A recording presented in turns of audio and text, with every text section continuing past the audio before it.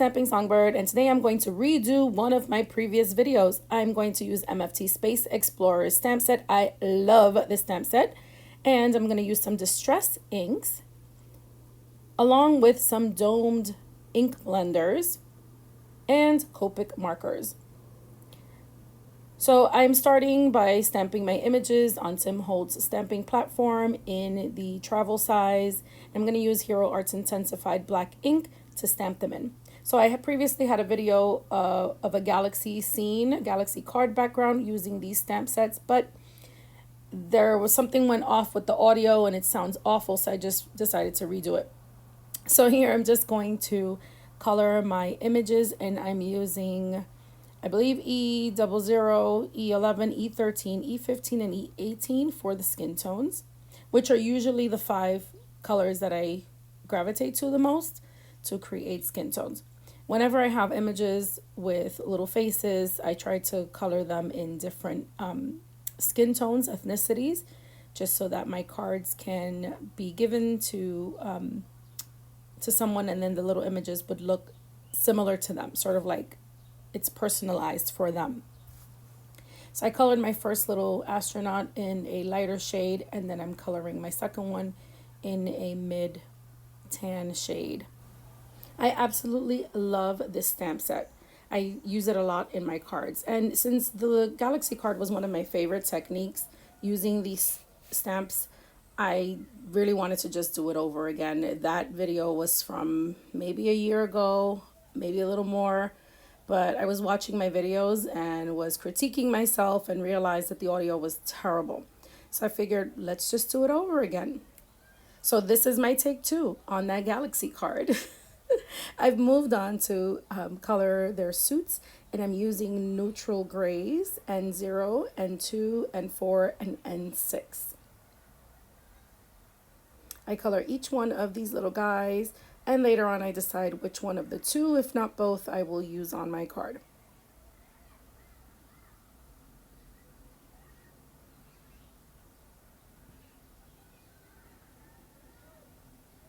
Here you can see I did the little guy on the right as a redhead, and I am finishing up on his spacesuit now. And then I'll move on to the little planets and the little rocket ship and stars that are stamped there as well. So we're done. Now I'm just going to cut these up into smaller sections so that I can run them through my little sidekick.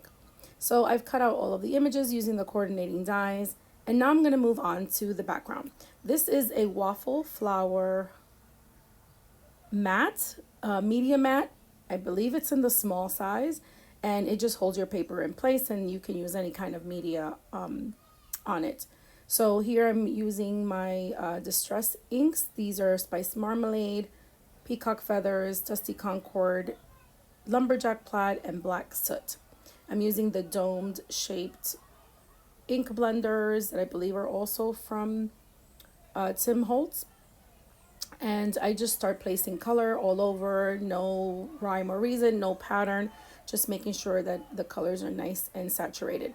I do have to say that my previous video with the galaxy card background, I used Distress Oxide inks.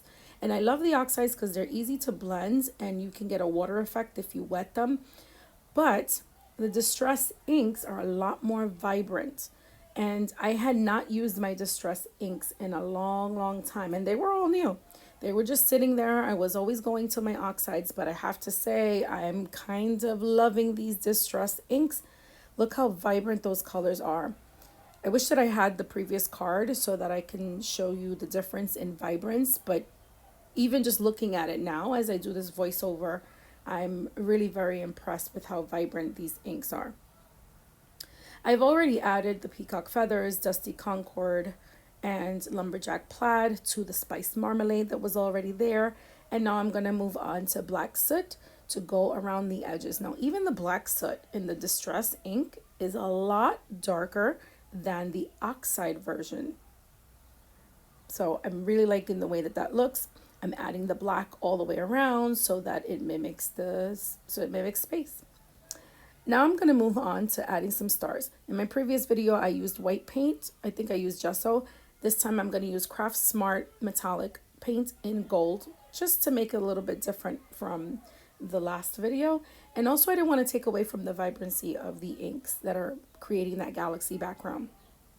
So I added a little bit of water onto the paint and then mixed it with my brush and realized using that stick wasn't helping me, so I just used my finger to bang along the brush and create those little splatters that look like stars.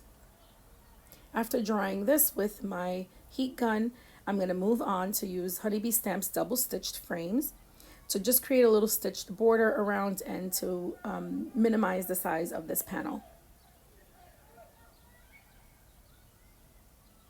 So this frame cuts the panel into a 4 by 5 1/4, and you can place it onto a standard A2 size card base, which I'm doing here, also in black.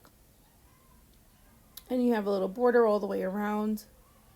And I'm just going to figure out where I'm going to add my little pieces. So I love these stamp sets and I love MFT.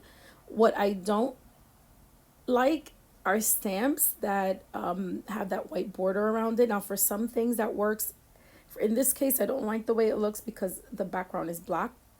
So I wish that this cut a little bit closer to the image, but it's not so bad. I think I'm just being very picky. So here I'm just moving the images around and trying to figure out what goes where, and I thought that I would just cut off half of that moon and put it in the corner where it's just peeking. I think that makes it look a lot better. I'm using some Ranger Glossy Accents over the face of the little image so that it looks like he's wearing an actual shield on his helmet. Well, that's it. Here's the finished card. I hope you like it, and I hope that this version audio is a lot better. If you haven't already, hit that subscribe button, leave a comment, let me know what you want to see next. Until next time, happy crafting. Bye-bye.